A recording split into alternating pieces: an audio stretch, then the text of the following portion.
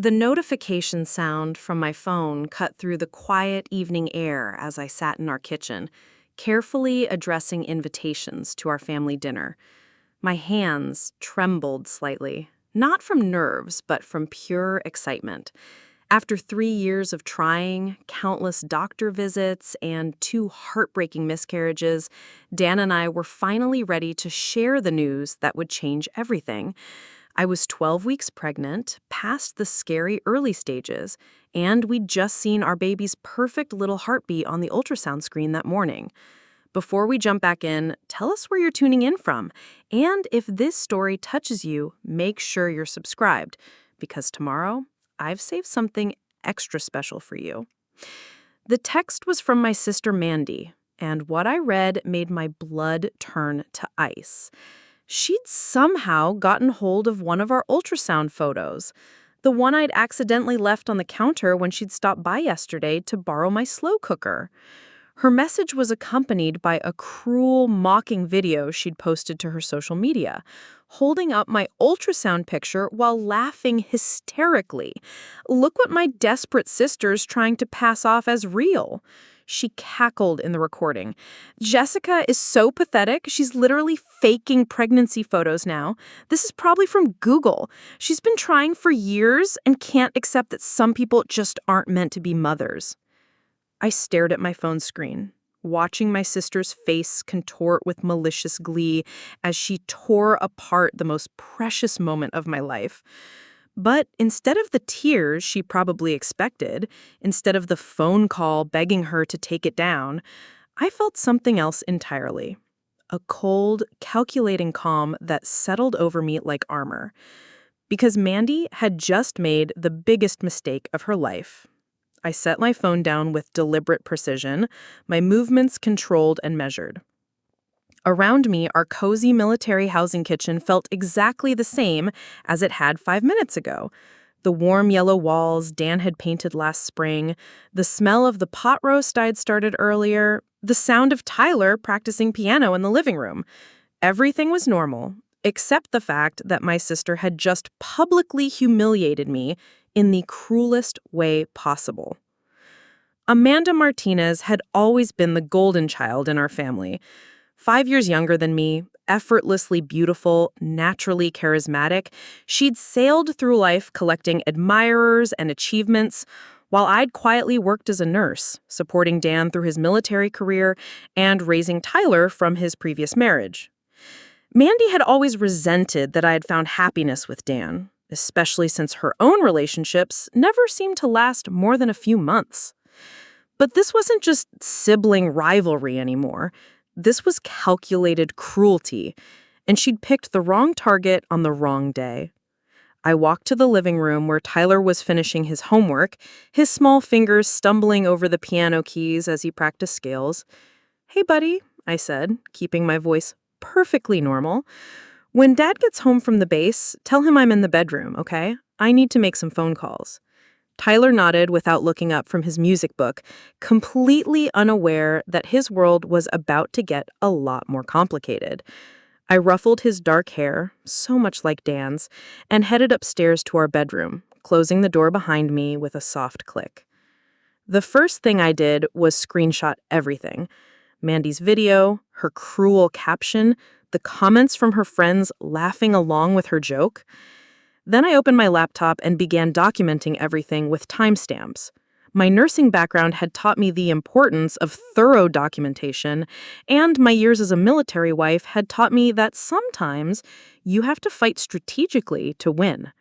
I pulled up the text thread between Mandy and me from the past few months, scrolling back through our conversations. There it was, multiple instances of her asking about my baby plans, offering unsolicited advice about fertility treatments, even suggesting that maybe Dan and I should just accept that it might not happen. What I'd interpreted as sisterly concern now looked like something much more sinister. She'd been gathering ammunition for months. My phone buzzed with another text from Mandy. "Hope you're not mad about the video, just having some fun.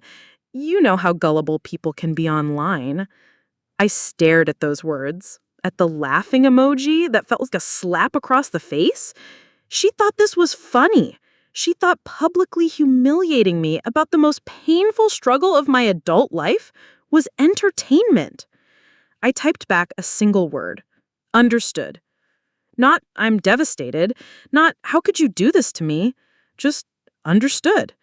Because Amanda had no idea that she had just declared war on someone who'd spent 8 years learning from one of the most strategically minded military officers on the base. The sound of Dan's truck in the driveway reached me through our bedroom window.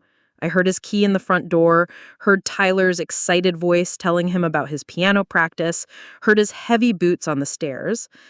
When he appeared in our bedroom doorway, still in his Army combat uniform, I was sitting calmly on our bed with my laptop open. "Hey, beautiful," he said, that slow smile that spread across his face that had made me fall in love with him 9 years ago. "How are my 2 favorite people doing today?" He still didn't know about the pregnancy. We'd planned to tell him tonight during our special dinner. "We need to talk," I said quietly, patting the bed beside me. Dan's expression shifted instantly to alert concern. 8 years of marriage to a soldier teaches you to read those subtle changes in body language. He sat down beside me, his full attention focused on my face. "What happened?"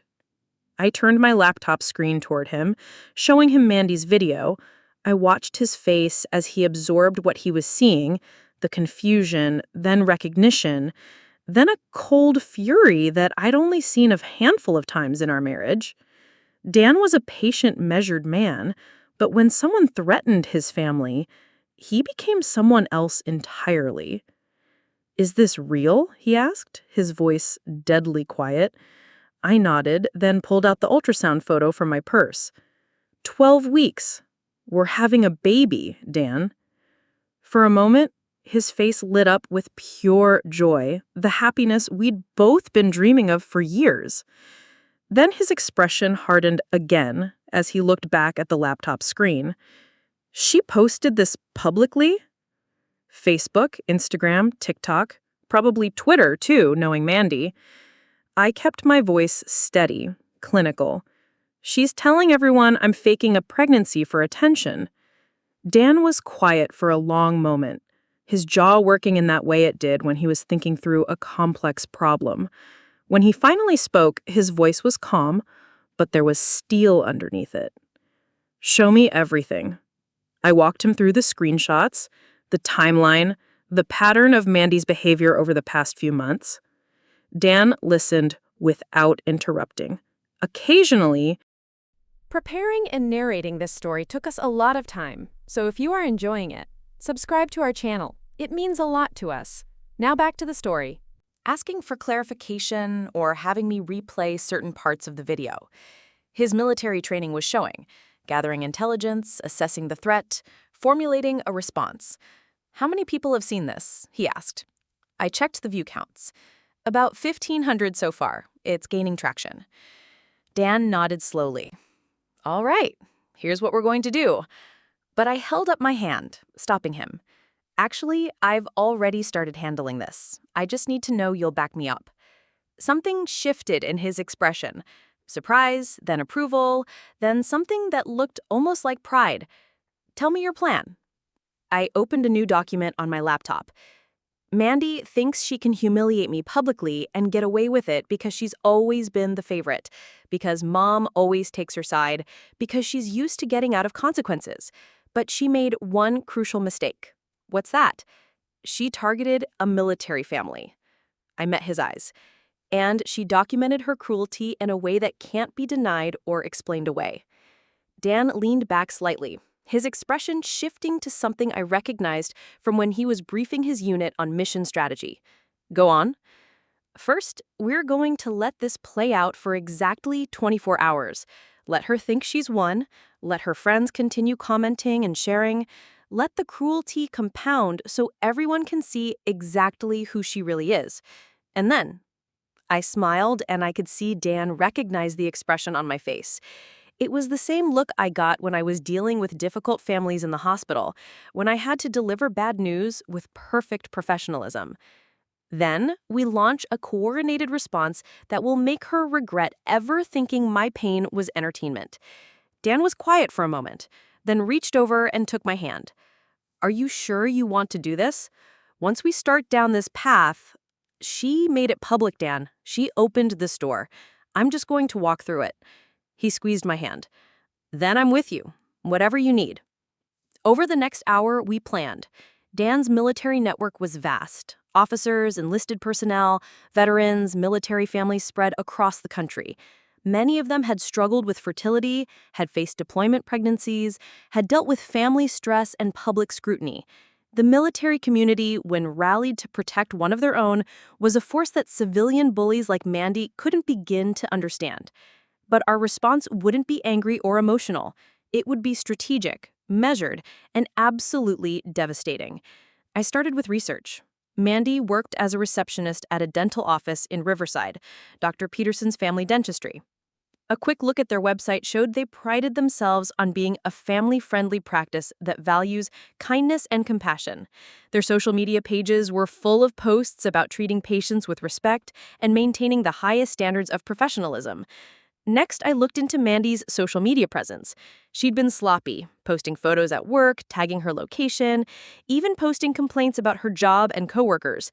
Everything was public, everything was documented, and everything painted a picture of someone with seriously questionable judgment. Dan was making his own calls, reaching out to his network. Brooks, he heard him say into his phone, speaking to his commanding officer. I need to ask you about something personal. My sister-in-law just publicly mocked my wife's pregnancy announcement online, calling it fake, posted it to social media for entertainment. There was a pause, then Dan continued. Yes, sir, we're handling it, but I wanted to give you a heads up in case this gains more traction. You know how these things can spiral online. When he hung up, he turned to me. Brooks wants to see the video, says the military community doesn't tolerate attacks on families, especially around pregnancy and deployment issues. I felt a warm surge of gratitude for the network we'd built over the years. The military community could be demanding, but when you needed them, they rallied like no civilian community ever could. That night, we had our special dinner as planned. Tyler was thrilled about becoming a big brother, chattering excitedly about teaching the baby to play piano, and showing him his baseball card collection. For a few hours, we were just a happy family, celebrating new life and new possibilities. But in the back of my mind, I was counting down the hours until Mandy's reckoning began. By morning, her video had gained even more traction, nearly 3,000 views now, with comments ranging from confused friends asking if this was really how she talked about her sister, to strangers making cruel jokes about fertility struggles. Mandy had even added to the conversation, posting follow-up comments about how some people just need to face reality instead of living in Fantasyland. Each comment, each laugh, each share was another piece of evidence in the case I was building against her. At exactly 8 a.m., 24 hours after her original post, I began phase 1 of my response. I posted a simple, dignified statement to my own social media accounts. Yesterday, my sister chose to publicly mock and humiliate me regarding my pregnancy announcement, claiming I was faking ultrasound photos for attention. As someone who has struggled with fertility for years, including 2 miscarriages, I want to address this directly. I attached a clear photo of our official ultrasound with the clinic's letterhead visible, along with a picture of Dan and me at the doctor's office that morning, him in uniform, both of us smiling. My husband, Captain Daniel Thompson, and I are overjoyed to announce that we're expecting our second child. This pregnancy represents years of hope, medical intervention, and prayer. For anyone going through similar struggles, please know you're not alone. The post was calm, dignified, and absolutely unassailable.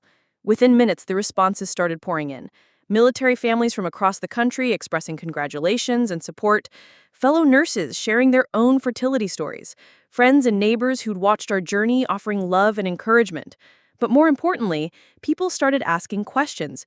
Who is this sister who would do such a thing? Why would someone mock fertility struggles? What kind of person makes entertainment out of family pain? Phase 2 began an hour later, when Dan posted his own statement. Military officers are trained in strategic communication, and Dan's post was a masterclass in controlled fury. Yesterday, someone close to our family chose to publicly mock my wife's pregnancy announcement, calling it fake and encouraging others to laugh at our fertility struggles. As a military officer, I've seen real courage and real cowardice. This was cowardice. He included a photo of himself in dress uniform at a military family support event, then continued. Military families face unique challenges with deployments, relocations, and having to deal with public scrutiny. Time apart. When we're blessed with new life, it's a celebration for our entire community. To mock that is to mock the sacrifices we all make in service to our country. The military community's response was swift and overwhelming. Officers, enlisted personnel, veterans, and military spouses began sharing both posts, adding their own stories of fertility struggles and family challenges. What had started as Mandy's entertainment was becoming a rallying cry for military families everywhere. By noon, local news stations in Colorado Springs had picked up the story. Military wife responds to sister's cruel pregnancy hoax claims was trending on several platforms. The narrative was shifting from Mandy's version, sister calls out attention-seeking behavior, to the real story. Cruel family member attacks military couple's fertility journey. That's when my phone rang. It was Mom. "Jessica, honey, what's going on? People are calling me about some video Amanda posted." I could hear the confusion in her voice, the hope that this was all some misunderstanding. Mom had always been Mandy's protector, making excuses for her behavior, minimizing the impact of her choices. But this time was different. "Mom, did you watch the video?" "Well, yes, but..." "Did you hear her call me desperate and pathetic? Did you hear her say I'm not meant to be a mother?" Silence on the other end. "Did you see her holding up my ultrasound photo while laughing about my fertility struggles?"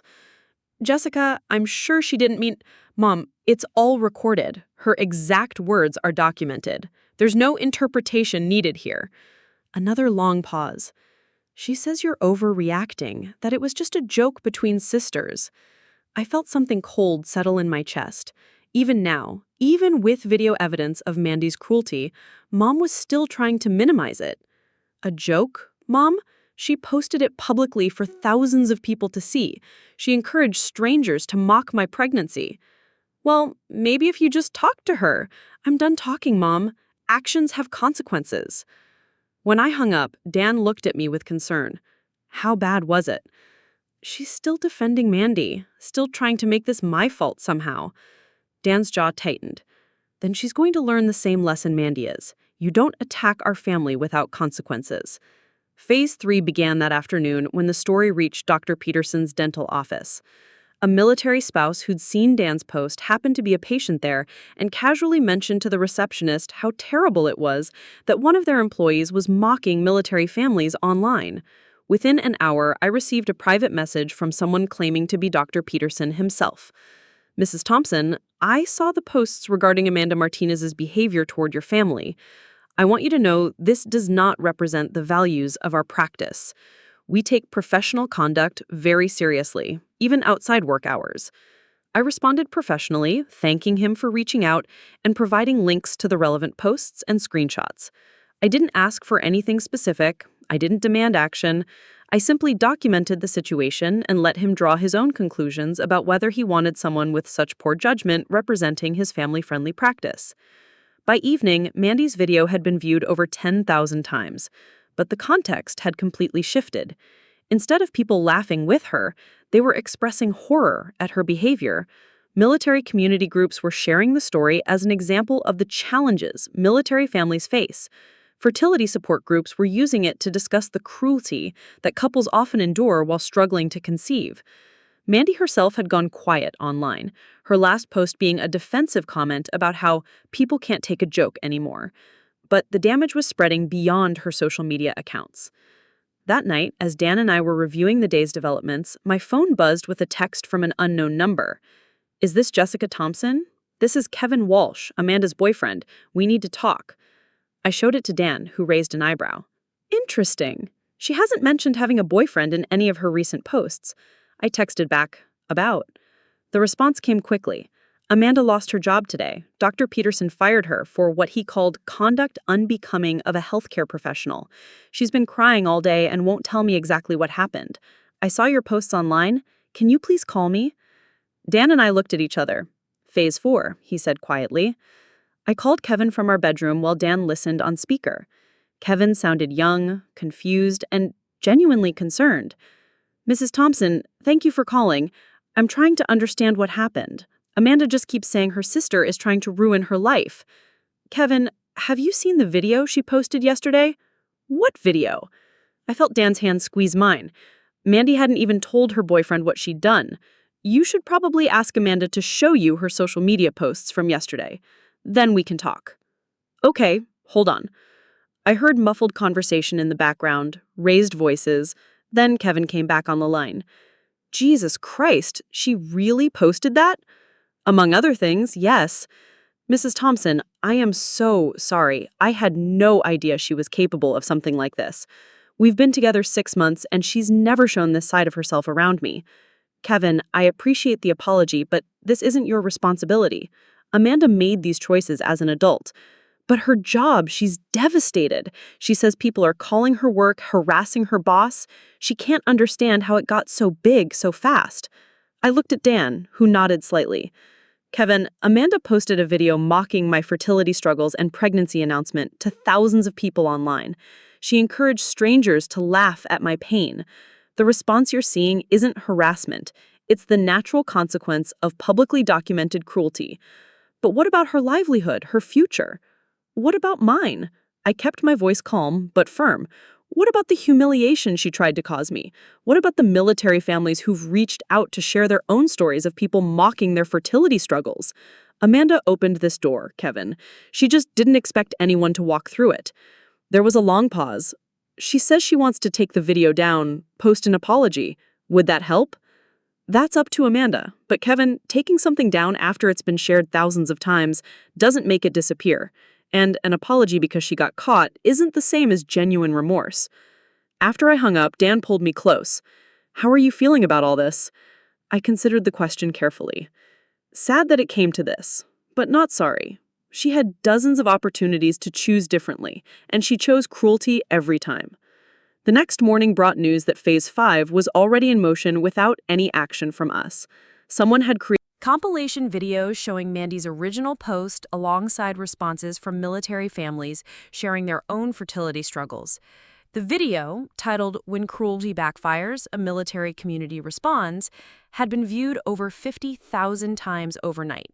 More significantly, several prominent military family advocates had picked up the story, using it as a launching point for discussions about fertility struggles in military families, the impact of deployments on family planning, and the importance of community support during difficult times.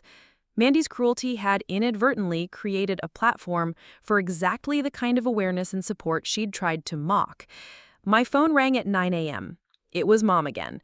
Jessica, you have to stop this. Amanda can't find another job with all this online. People are calling her names, sharing her information. This has gone too far. Mom, what specifically would you like me to stop? All of it. The posts, the videos, the military people attacking her online. I haven't attacked anyone, Mom. I posted one statement about my pregnancy, and Dan posted one statement about military family values. Everything else is other people responding to Amanda's documented behavior. But you started it. No, Mom. Amanda started it when she chose to publicly mock my pregnancy. I just chose not to hide from her cruelty. She's your sister. And she's supposed to love and protect me, not humiliate me for entertainment? Where was your concern for family loyalty when she was calling me desperate and pathetic online? Silence. Mom, I've spent years watching you make excuses for Amanda's behavior, watching you minimize the hurt she causes because it's easier than holding her accountable. But this time, the consequences aren't coming from me. They're coming from a community that doesn't tolerate attacks on families. So you're just going to let her life be destroyed? Her life isn't destroyed, Mom. She lost a job because her employer didn't want someone with such poor judgment representing their business. She's facing social consequences because she publicly documented her own cruelty. These are natural results of her choices. But the military people are protecting their community, just like they're trained to do. Amanda picked a fight with the wrong family, and now she's learning what that means. When I hung up, I felt a strange sense of closure. For the first time in my adult life, I'd refused to minimize my own pain to protect Amanda from consequences.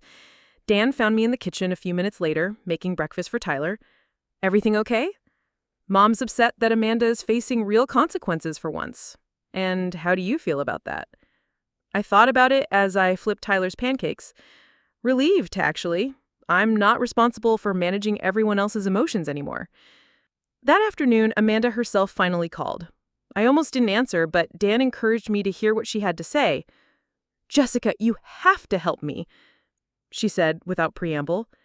I can't get a job anywhere. Every employer I interview with finds the video online. My social media accounts are flooded with comments. I can't even go to the grocery store without people recognizing me. Amanda, what specifically would you like me to do? Make it stop. Post something saying it was all a misunderstanding, that we worked it out as sisters. Tell people to leave me alone. Was it a misunderstanding? What? When you posted a video calling me desperate and pathetic, saying I was faking my pregnancy for attention, encouraging thousands of people to mock my fertility struggles, was that a misunderstanding? Silence. When you held up my ultrasound photo while laughing and told people I wasn't meant to be a mother, was that unclear communication?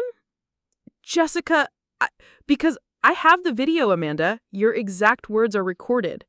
So before I consider helping you, I need to understand, was this a misunderstanding or was this intentional cruelty? Another long pause. I was upset. About what? About you always getting everything. The perfect husband, the perfect stepson, the perfect military life, and then you get pregnant too, and everyone's supposed to celebrate like you're some kind of hero?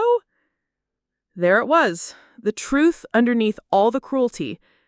So you decided to try to destroy one of the happiest moments of my life. I didn't think it would go this far. You didn't think posting a public video mocking your sister would have consequences? Not like this. I thought maybe a few people would see it, have a laugh, and that would be it. Amanda, you posted it to 3 different platforms with hashtags designed to get maximum visibility. You tagged our hometown, our family members, even my workplace. You wanted this to be seen. But I didn't want to lose my job. I didn't want my life ruined. Yet you were perfectly comfortable trying to ruin mine. Silence again. Amanda, here's what's going to happen. You're going to face the natural consequences of your documented behavior. I'm not going to lie to protect you from what you created, but I'm also not going to continue engaging with this drama. So you're not going to help me? I'm going to help myself and my family move forward. What you do with your life is up to you. After I hung up, I felt lighter than I had in years. For the first time since we'd been adults, I'd refused to rescue Amanda from herself. The story continued to evolve over the following weeks, but our direct involvement ended there.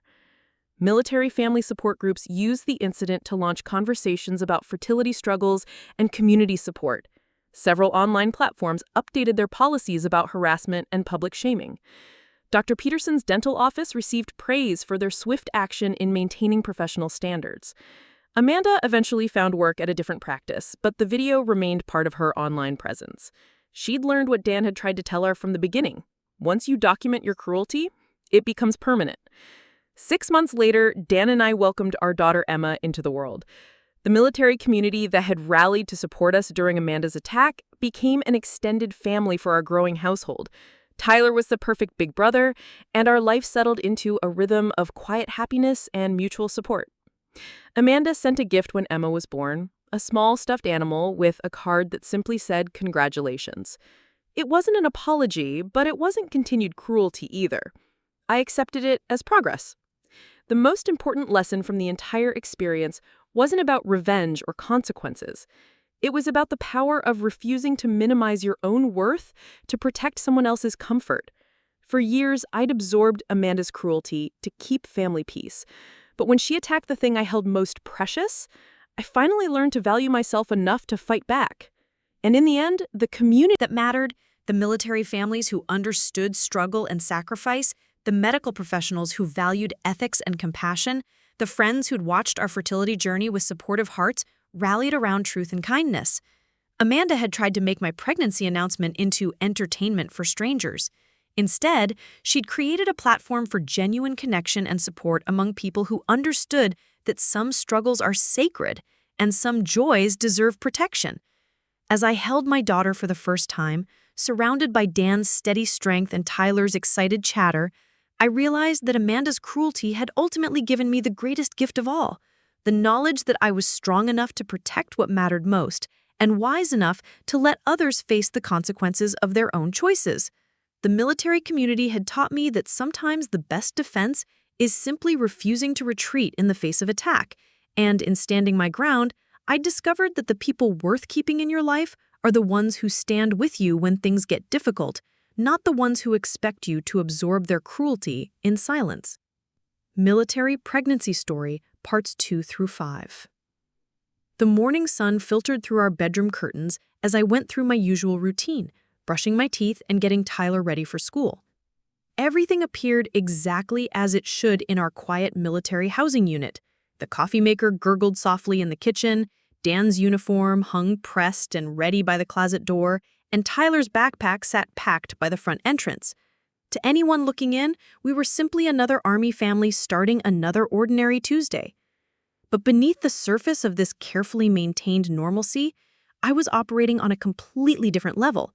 While Dan showered and Tyler ate his cereal, I was mentally cataloging every detail of Amanda's social media presence, every connection she'd made public, every vulnerability she'd exposed through her own careless posting habits.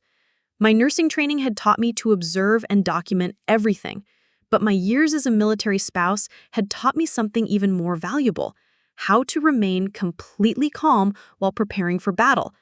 I packed Tyler's lunch with the same methodical precision I used when organizing medical supplies at the base hospital. Each sandwich cut exactly right, each piece of fruit placed carefully in its container.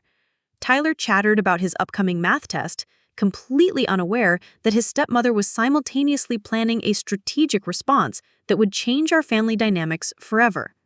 This ability to compartmentalize, to maintain perfect normalcy while processing crisis, was something I'd learned during Dan's deployments. When your husband is overseas and you're managing everything alone, you develop an almost supernatural ability to appear calm while handling multiple emergencies simultaneously. "Mom, can you help me with my science project tonight?" Tyler asked, syrup from his pancakes making his words slightly sticky. "We're supposed to build a volcano that actually erupts." "Of course, sweetheart," I replied, kissing the top of his head while mentally noting that Amanda had tagged herself at work again yesterday, complete with complaints about her boss and coworkers. "We'll stop by the craft store after I pick you up from school." Dan appeared in the kitchen doorway, fully dressed in his Army combat uniform, looking every inch the professional soldier who'd earned respect throughout Fort Carson. But I could see the tension in his shoulders, the way his jaw was set just slightly tighter than usual. He was thinking about Amanda's video, processing the implications, planning responses. Military officers are trained to think several moves ahead, and I could practically see him running through scenarios in his mind. "I'll be late tonight," he said, pouring coffee into his travel mug. "Colonel Matthews wants to discuss the Henderson promotion board, and then I have a meeting with the family readiness group about the upcoming deployment cycle." "Perfect," I said, meaning it in ways he wouldn't understand until later. "That gives me time to handle some personal business." Dan's eyes met mine over Tyler's head, and I saw understanding pass between us. We'd been married long enough to communicate volumes without words. He knew I had plans, and he was giving me space to execute them while maintaining plausible distance from whatever consequences might follow.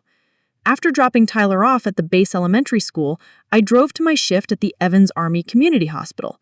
The familiar routine of checking in, reviewing patient charts, and coordinating with doctors provided the perfect cover for what I was actually doing, building my case against Amanda with the thoroughness of a military intelligence operation. During my break, I sat in my car in the hospital parking lot and systematically documented everything. Amanda's employment history, gleaned from her own social media posts over the past 2 years. Her complaints about patients at Dr. Peterson's office, including specific names and situations that any healthcare professional would recognize as massive HIPAA violations. Her posts about drinking during work hours, her photos taken inside the dental office without patient consent, her public complaints about her supervisor's unreasonable expectations regarding professionalism. What Amanda meant as casual social media sharing, I now saw as a comprehensive record of workplace misconduct. She'd been so eager to present herself as relatable and authentic online that she documented behaviors that would horrify any healthcare employer. The video mocking my pregnancy wasn't an isolated incident of poor judgment, it was part of a pattern of unprofessional conduct that she'd been broadcasting publicly for months. I forwarded everything to my personal email account, creating timestamps and screenshots that could be easily shared if needed. Then I researched Dr. Peterson's dental practice more thoroughly. Their website emphasized family values, compassionate care, and maintaining the highest standards of patient confidentiality. Their recent Google reviews praised the staff's professionalism and kindness. Amanda's online presence directly contradicted everything this practice claimed to represent. But I wasn't planning to reach out to Dr. Peterson directly. That would be too obvious, too easily traced back to me. Instead, I was going to let Amanda's own documented behavior speak for itself in contexts where concerned community members might naturally bring it to the attention of her employer. My phone buzzed with a text from my friend Rachel, whose husband served with Dan in the same battalion. "Jess, I saw that horrible video your sister posted. I'm so sorry. How are you holding up?" This was exactly what I'd been expecting. Among military spouses, Rachel's text represented the beginning of something Amanda couldn't have anticipated. Organic community outrage that would spread far beyond my ability to control or contain. I texted back, "Thanks for the support. It's been difficult, but Dan and I are handling it. Do you need anything? The spouse group is talking about it and everyone is disgusted. Sarah's sister went through 5 miscarriages before having her twins, and she was crying when she saw what your sister said about people not being meant to be mothers. I appreciate everyone's concern. Right now, we're just focusing on our family and our pregnancy." Of course, but Jess, you should know that some of the spouses are sharing the video to show what military families deal with. Maria's posting it in her support group for families struggling with fertility. She says people need to see how cruel outsiders can be to military couples. I felt a chill of satisfaction. This was happening exactly as I'd hoped, but faster than I'd anticipated. The military spouse network was vast and interconnected, stretching across bases worldwide. When they rallied to protect one of their own, the response could be overwhelming. Thank you for letting me know. I'm grateful for the community support. Over the next few hours, my phone continued buzzing with messages. Military spouses from Fort Carson, Fort Hood, Fort Bragg, and bases across the country were reaching out to offer support. Many shared their own stories of fertility struggles, deployment pregnancies, and family members who didn't understand military life.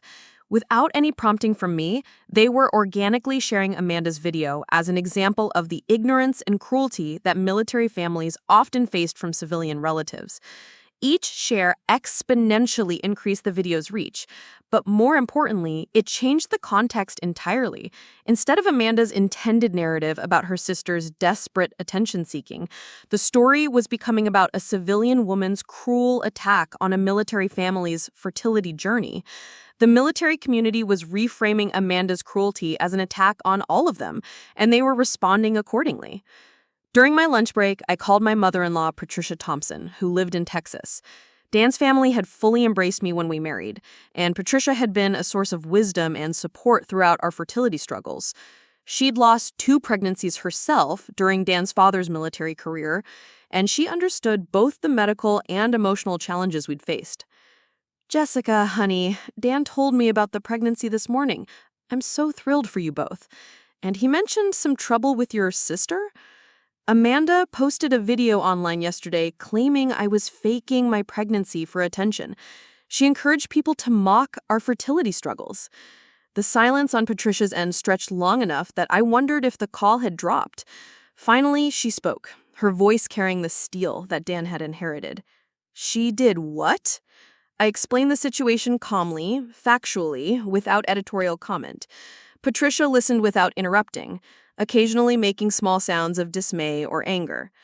"Jessica, I want you to know that Dan's father dealt with something similar during his career. My sister-in-law spread rumors about our marriage when he was deployed, trying to convince people I was unfaithful. The military community rallied around us then, just like they're doing for you now. How did it turn out? She learned that attacking a military family means attacking the entire military community. It didn't end well for her. Patricia paused. Honey, you don't have to handle this alone. Military families protect each other. If your sister thinks she can publicly humiliate you without consequences, she is about to get an education. I don't want to ask anyone to fight my battles for me. You're not asking. We're choosing to stand with you because that's what we do. When someone attacks one of our families, they attack all of us. After hanging up, I realized that Amanda's video had triggered something much larger than personal revenge. She'd inadvertently declared war on an entire community that was trained, connected, and fiercely protective of their own. My afternoon shift passed quietly, but I could feel the energy building through my phone. Text messages, missed calls, social media notifications. The story was spreading through military networks faster than I could track. By the time I left the hospital at 4 o'clock, Amanda's video had been viewed over 8,000 times with hundreds of comments from military families expressing outrage and support. I'd picked up Tyler from school as usual, helped him with his homework, and started dinner preparations. To anyone watching, I was simply going through the motions of normal family life. But internally, I was monitoring a situation that was rapidly spiraling beyond anyone's control, including my own. Tyler was chattering about his day when Dan's key turned in the front door lock. He appeared in the kitchen doorway, looking thoughtful, his expression carefully neutral in the way that told me he'd been thinking about our situation all day. "How was your day?" he asked, kissing my cheek and ruffling Tyler's hair. "Productive. How was yours?" "Interesting." Colonel Matthews mentioned that several spouses had reached out to him about a situation involving our family. Apparently, there's been some discussion in the family readiness groups. I continued stirring the pasta sauce, keeping my voice casual. "What kind of discussion?" "The kind that happens when someone attacks a military family. The kind that tends to take on a life of its own." We looked at each other across the kitchen, and I saw approval in his eyes.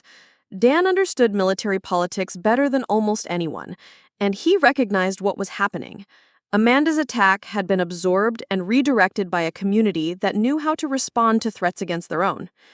"Is that going to be a problem for your career?" I asked, genuinely concerned. "On the contrary, standing up for family is exactly what the military expects from its leaders.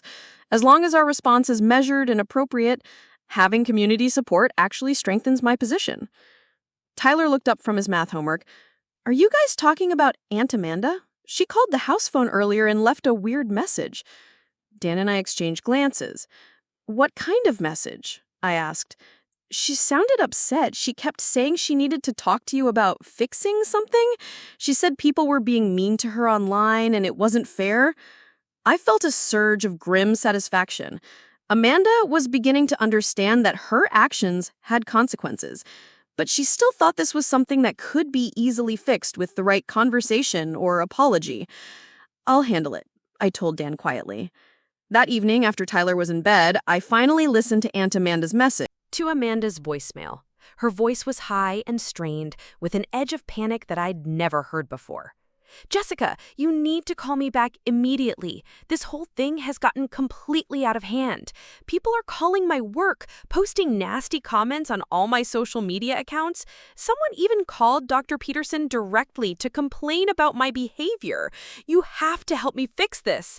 I know we can work something out if you just call me back. This isn't fair, Jess. It was just supposed to be a silly video between sisters." I played the message for Dan, who listened with his arms crossed and his expression growing darker. "She still doesn't get it," he said finally. "She thinks this is something she can negotiate her way out of. Should I call her back? That's up to you. But if you do, remember that everything you say will probably be recorded or shared. Amanda's in crisis mode now, which means she's going to be unpredictable." I considered his advice carefully. Amanda had spent years manipulating family dynamics to avoid consequences for her behavior. She was used to creating drama, then positioning herself as the victim when people responded to her actions. But this time was different. This time, the response was coming from outside our family system, from people who had no investment in maintaining family peace at the expense of accountability. I think I'll wait, I decided. Let her sit with the consequences for a while longer. Dan nodded approvingly. Sometimes the most powerful response is no response at all. The next morning brought news that confirmed my decision to wait. Amanda had posted a follow-up video, this one attempting to frame herself as the victim of an unfair internet mob.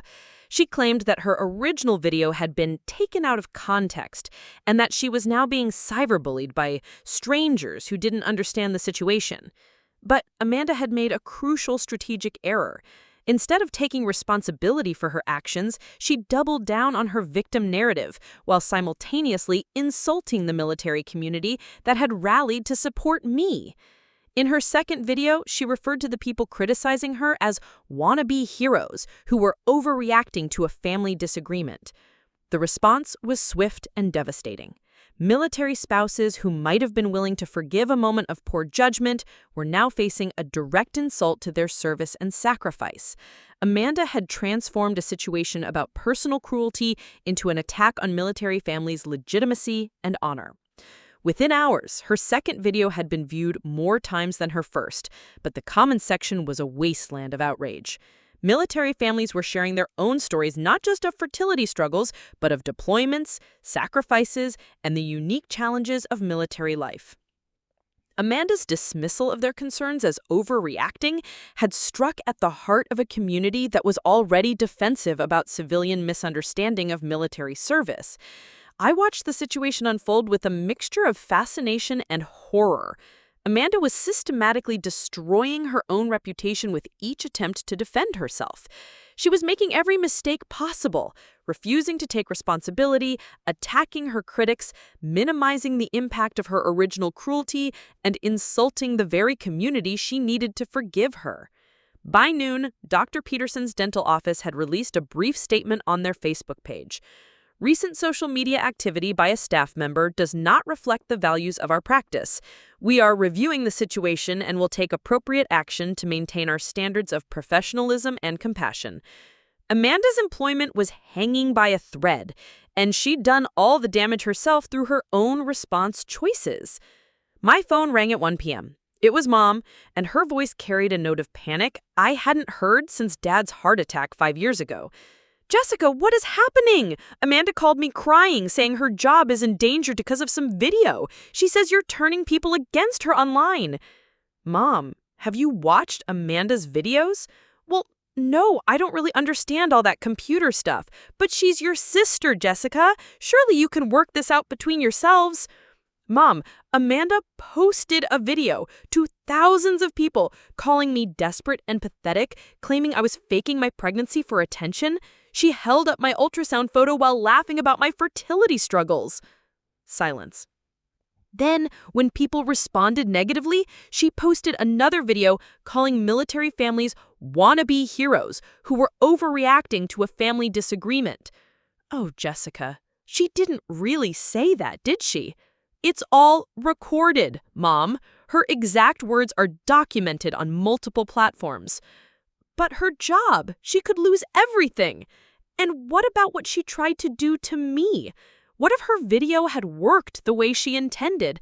What if thousands of people had believed her and started mocking my pregnancy online?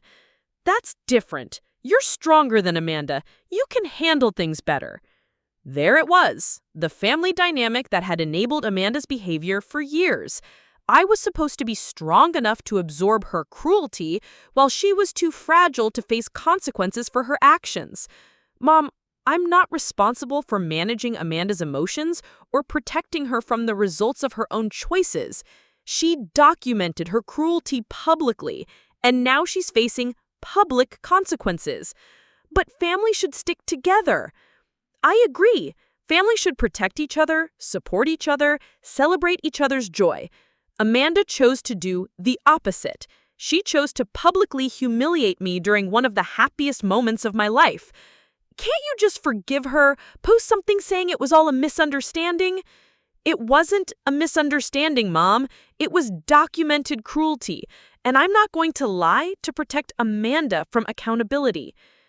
When I hung up, I felt the same exhaustion I always experienced after conversations with my mother.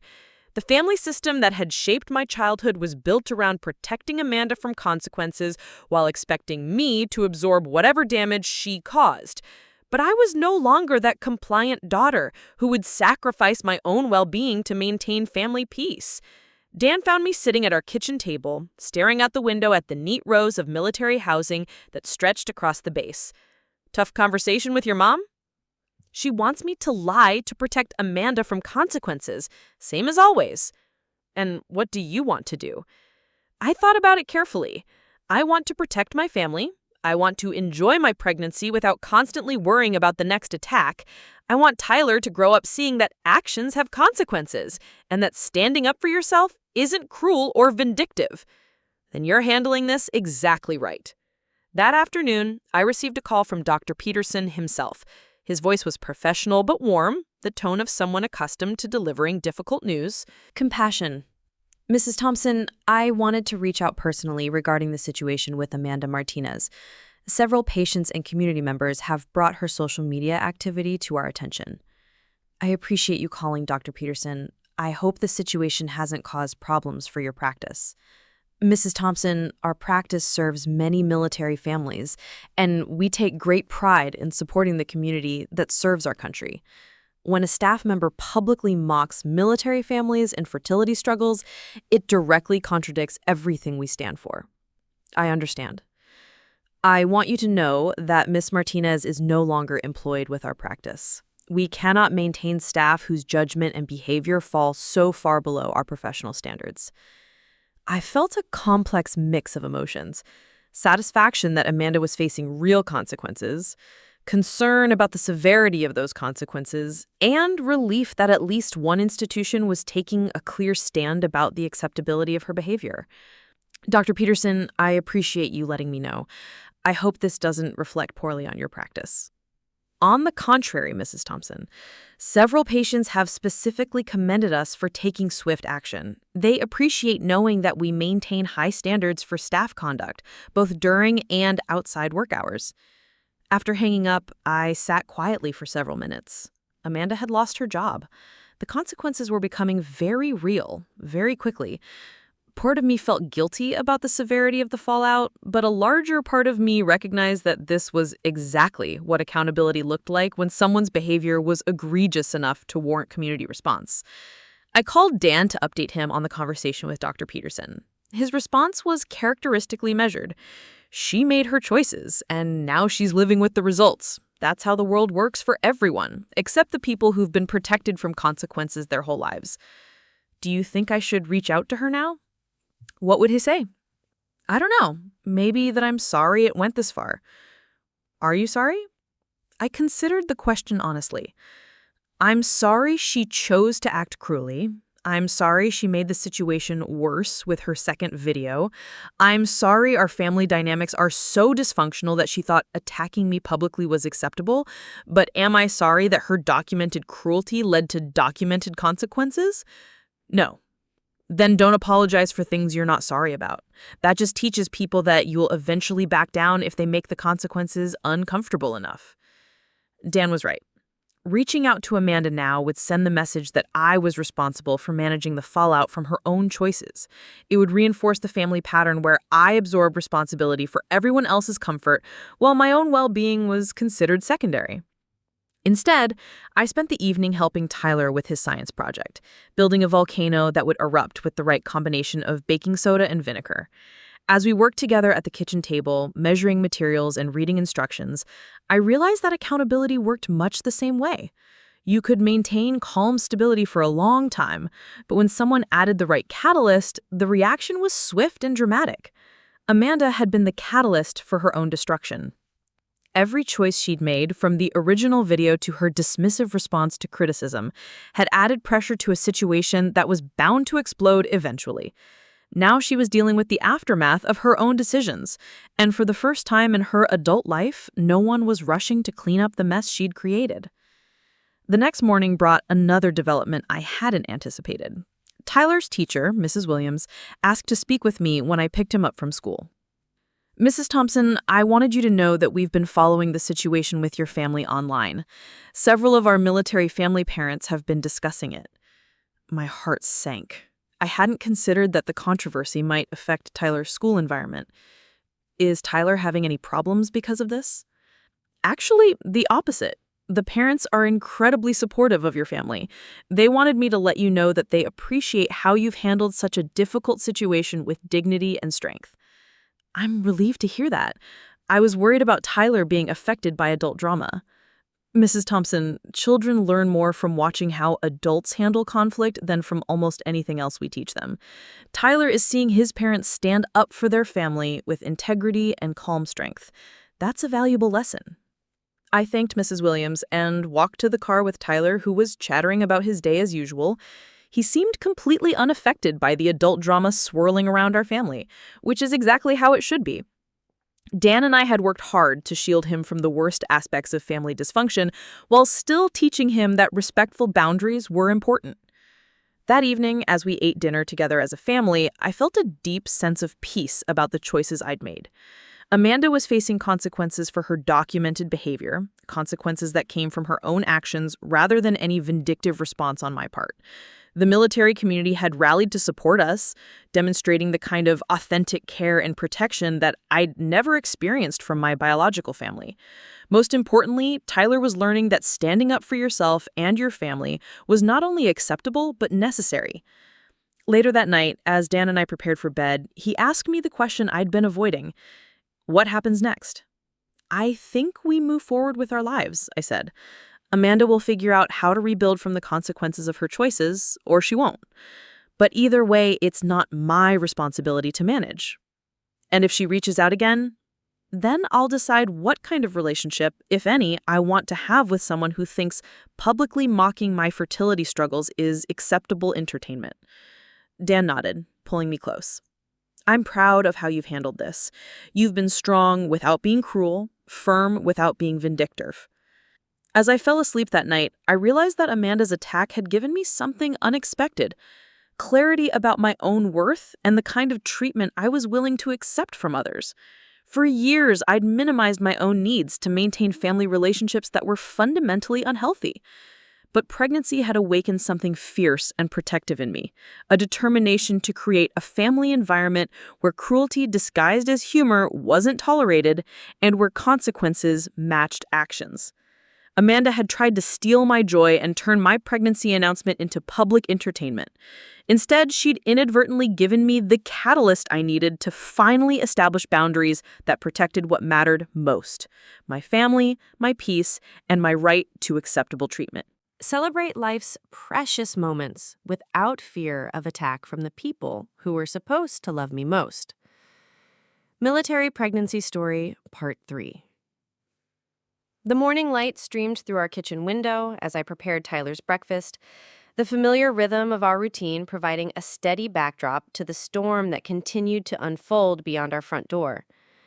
3 days had passed since Amanda's termination from Dr. Peterson's office, and the ripple effects were expanding in ways that surprised even me. What had started as a cruel family attack was evolving into something much larger, something that reached far beyond our personal conflict into broader conversations about military family support, workplace professionalism, and the permanent consequences of digital cruelty. I poured orange juice into Tyler's favorite glass, the one with cartoon characters that he'd insisted on keeping despite outgrowing the design years ago. These small acts of maternal care felt more precious now, weighted with the knowledge that Amanda had tried to mock my fitness for this role. Every gentle interaction with Tyler, every moment of nurturing and protection felt like a quiet victory against her cruel predictions about my unsuitability as a mother. Dan emerged from our bedroom in his physical training uniform, preparing for the early morning workout that was standard for all personnel at Fort Carson. His presence filled our small kitchen with calm authority, and I caught him watching me with the careful attention he typically reserved for mission planning. He'd been monitoring my emotional state since Amanda's attack, not out of doubt about my strength, but from the protective instinct that made him an effective leader and devoted husband. "Any new developments overnight?" he asked, accepting the coffee I handed him with a grateful smile. "Kevin called again around midnight. I let it go to voicemail. I gestured toward my phone, which sat silent on the kitchen counter. He's getting desperate. Apparently, Amanda spent yesterday applying for jobs online, but every potential employer is finding her videos during their basic background checks. Dan's expression remained neutral, but I caught the slight tightening around his eyes that indicated he was processing tactical information. How many places has she applied to? According to Kevin's message, 7 different dental practices and 2 medical offices. All of them declined to interview her after reviewing her social media presence. I sat down across from him at our small dining table, the same table where we'd shared thousands of meals, where we'd made plans for our future, where we'd grieved our miscarriages and celebrated our current pregnancy. He's asking if I'll write a reference letter explaining that her videos don't represent her true character. And what do you think about that request? I considered the question while watching Tyler practice piano in the living room, his small fingers working through scales, with the dedication Dan had taught him to apply to every challenge. I think Kevin is learning what it means to love someone whose character is exactly what her videos represent. Amanda wasn't having a bad day or acting out of character. She was showing exactly who she is when she thinks there won't be consequences.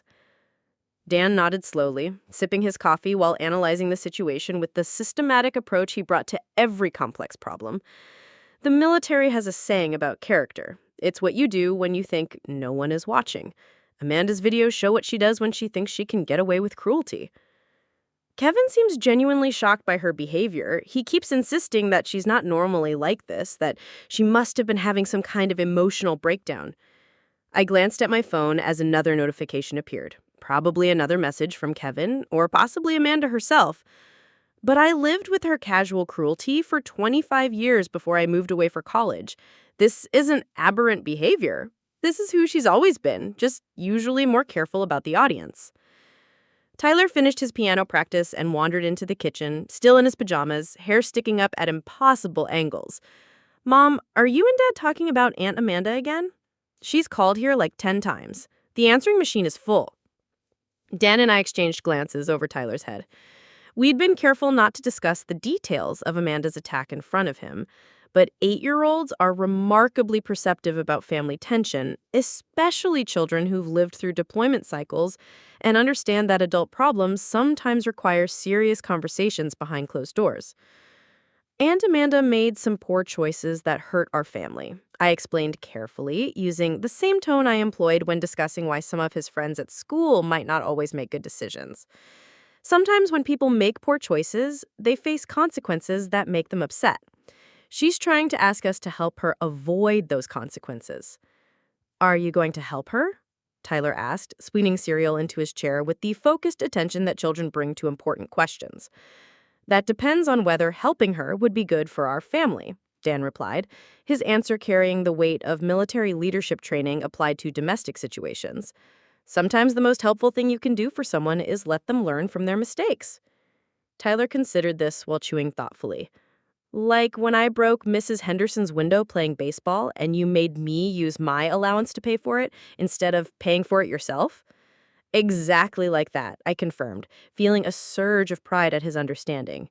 "You learned to be more careful about where you practice batting because you had to face the consequences of being careless."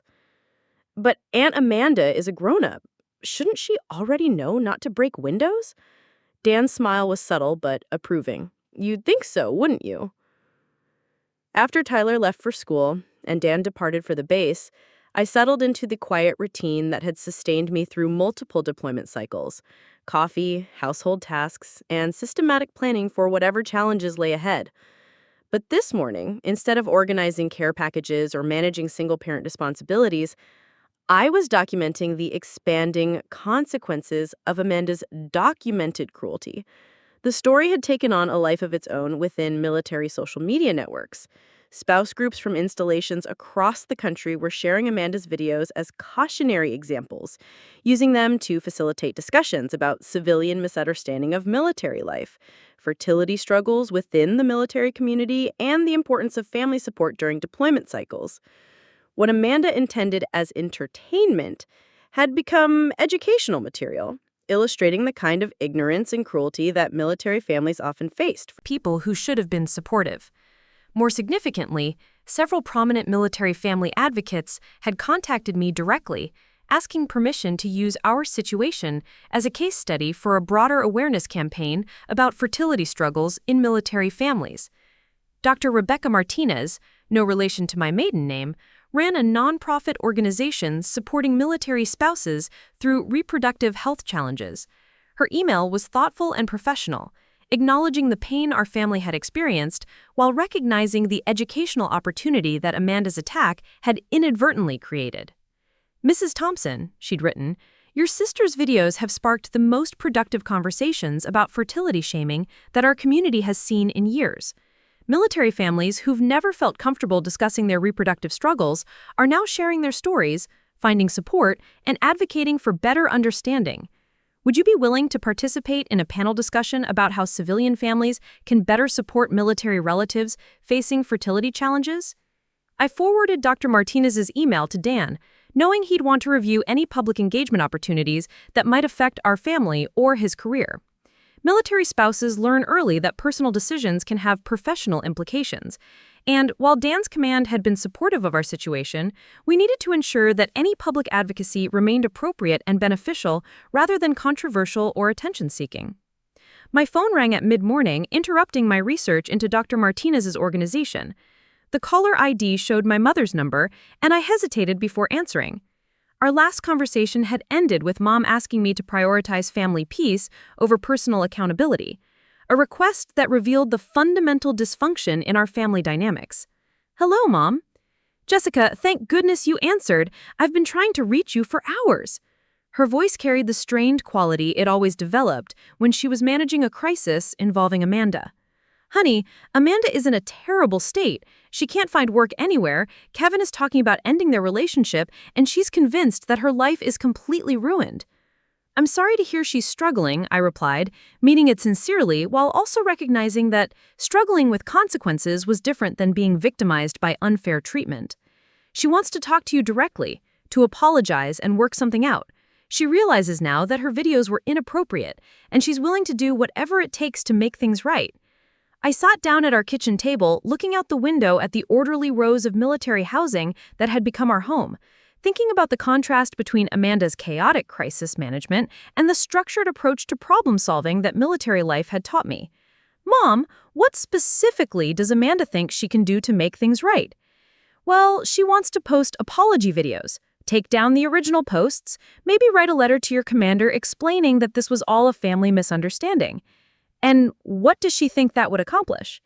"It would show people that she's not really the cruel person she appeared to be in those videos, that she was just having a difficult time and made some poor choices." I closed my eyes, feeling the familiar exhaustion that came from trying to explain accountability to people who'd spent decades avoiding it. "Mom, Amanda's videos weren't posted during a moment of emotional distress. She filmed them, edited them, wrote captions, chose hashtags, and posted them to multiple platforms. Then, when people responded negatively, she doubled down by posting additional videos insulting the people who criticized her behavior. But people make mistakes, Jessica. Surely forgiveness is more important than punishment." "Forgiveness and accountability aren't mutually exclusive, Mom. I can forgive Amanda for attacking me while still recognizing that her behavior has natural consequences that I'm not responsible for managing." "But you could help her if you wanted to. You could post something explaining that this was all blown out of proportion." "I could lie to protect Amanda from the consequences of her documented behavior," I corrected gently.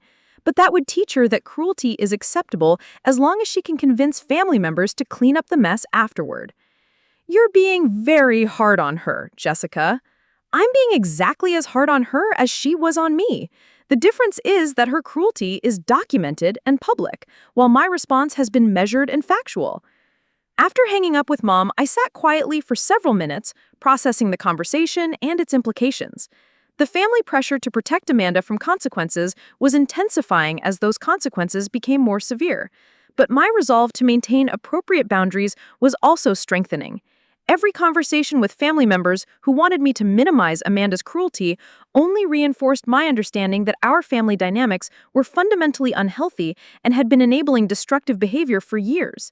I called Dan during his lunch break to update him on the conversation with Mom and Dr. Martinez's invitation to participate in advocacy work.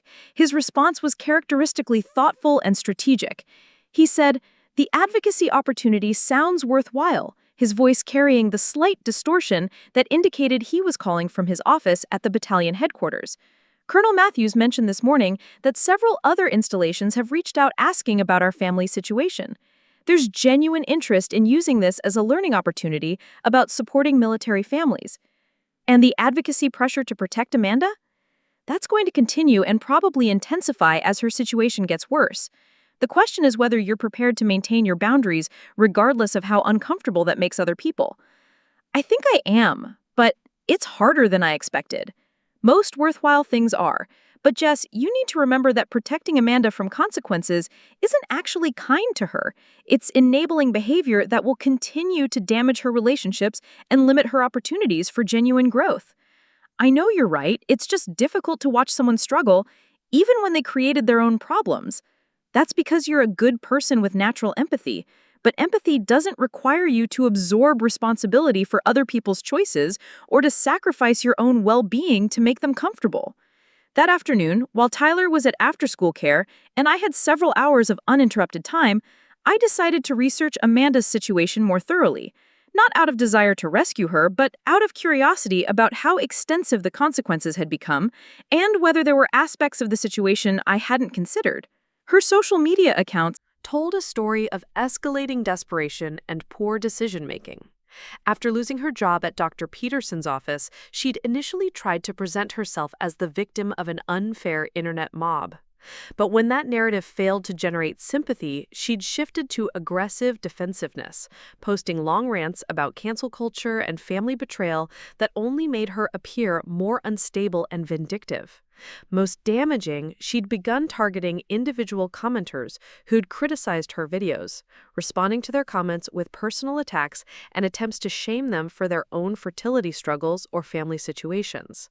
This behavior had prompted several social media platforms to restrict her accounts for harassment, and it had generated additional negative attention from users who screenshotted her attacks and shared them as examples of escalating cruelty. Kevin's own social media presence revealed a man in crisis, torn between loyalty to someone he'd thought he knew and growing recognition that Amanda's behavior represented her true character rather than an aberrant moment. His recent posts were vague references to difficult times and learning hard truths about people, but anyone who knew their situation could read between the lines. More concerning, Amanda had apparently begun contacting my friends and colleagues directly, trying to convince them to pressure me into helping her repair her reputation. She'd reached out to several nurses from the base hospital, to military spouses in our neighborhood, even to Tyler's teacher. Each contact was professionally inappropriate and personally invasive, and each one reinforced the perception that Amanda lacked basic judgment about boundaries and appropriate behavior. I forwarded examples of Amanda's escalating harassment to my personal email account, continuing to document everything with the thoroughness that had become second nature during my years as a military spouse and medical professional. If Amanda's behavior continued to escalate, I wanted a complete record of her choices and their progression. Dr. Martinez called personally late that afternoon, her voice warm and professional as she explained more about the advocacy opportunity. Mrs. Thompson, I've been working with military families for 8 years, and fertility struggles are one of the most isolating challenges we face. Military couples often deal with deployment timing, limited medical resources, geographic separation from family support, and civilian relatives who don't understand the unique pressures of military life. Our situation certainly illustrates some of those challenges, I agreed. What's particularly valuable about your situation is how it demonstrates both the problem and the solution. Your sister's videos show the worst kind of civilian ignorance and cruelty that military families face, but the community response shows how military families protect and support each other when outsiders attack. I hadn't thought about it as demonstrating solutions. Mrs. Thompson, you've shown incredible strength and dignity in handling a cruel attack during what should have been a joyful time.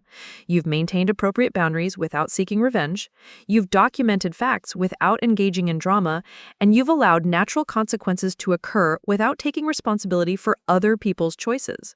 Those are exactly the skills we want to teach other military families who face similar challenges. And what would my participation involve? Initially, a recorded interview about your experience that we could use for educational purposes. Eventually, if you're comfortable, participating in panels or workshops for military spouse groups. We'd work around your pregnancy, your family obligations, and your husband's military responsibilities. I promised to discuss the opportunity with Dan and provide an answer within a few days.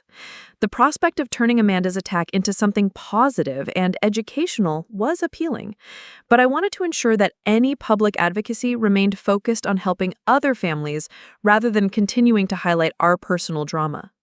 Tyler came home from school full of stories about his friend Marcus, whose father is deploying to Germany next month. Marcus is sad about his dad leaving, but excited about maybe visiting Germany next summer, he reported, settling at the kitchen table with his homework. That was thoughtful of you, I said, helping him organize his math worksheets. It's good when friends can understand each other's experiences. Mom, is that why the other military families are being nice to us about Aunt Amanda? Because they understand what it's like when family members are mean? I paused, struck by his perceptive understanding of the situation. That's part of it, sweetie. Military families know that life can be difficult and stressful. So when someone attacks a military family for no good reason, other military families want to help. So it's like when someone picks on one kid at school and the other kids stick up for them? Exactly like that. But what if the person being mean is supposed to be part of your family? Like if your own sister was picking on you instead of protecting you? I looked at Tyler's serious 8-year-old face, recognizing that he was trying to understand something that confused him about adult relationships and family loyalty. Sometimes family members don't act the way they're supposed to act, I said carefully. When that happens, you have to decide whether to let them keep hurting you or whether to protect yourself even if it makes them upset. Did you protect yourself from Aunt Amanda? I stood up for our family when she tried to hurt us, yes. Good, Tyler said, with the simple moral clarity that children often possess. Families should protect each other, not hurt each other. That evening, Dan returned from the base with news that added another layer to our expanding situation. Colonel Matthews got a call from Public Affairs today. Apparently, a military family magazine wants to interview us about handling family challenges and civilian misunderstanding of military life. Is that good or bad for your career? Good, as long as we handle it professionally. The military values families who demonstrate resilience and integrity under pressure. Our situation has become an example of how to handle family crisis with dignity. And what about Amanda? Is there any feedback about the impact on her? Dan considered the question while cutting Tyler's chicken into manageable pieces. Honestly, the military community's focus isn't on Amanda's well-being. It's on protecting military families from the kind of attack she launched. If she's suffering consequences for documented cruelty toward a military family, that's viewed as appropriate accountability rather than unfair Victimization. So her attempts to frame herself as the victim aren't working? Not with people who've seen the actual videos and understand what military families sacrifice. Her behavior speaks for itself, and no amount of victim narrative can change what she actually said and did. That night, after Tyler was asleep and Dan was reviewing personnel files for the next day's operations, I sat at our kitchen table with my laptop and finally responded to Dr. Martinez's invitation. I agreed to participate in her advocacy work with the understanding that any involvement would be educational rather than personal, focused on helping other military families rather than continuing to highlight Amanda's cruelty. I also drafted a brief response to Kevin's latest voicemail, letting him know that while I understood his concern for Amanda, I wouldn't be participating in any efforts to minimize the documented reality of her behavior or to help her avoid the natural consequences of her choices. Finally, I called my mother-in-law Patricia to update her on the situation and ask for her perspective on the advocacy opportunity. Patricia's wisdom and experience as a military spouse who'd navigated family challenges during a 30-year Army career had become invaluable to me over the years. "Jessica, honey, what Amanda did to you was inexcusable," Patricia said without hesitation. "But what you're doing with it is admirable. Turning her cruelty into education and support for other families is exactly the kind of leadership the military community needs. I'm worried about appearing vindictive or attention-seeking." "Honey, vindictive would be actively trying to destroy Amanda's life. Attention-seeking would be milking the drama for personal gain.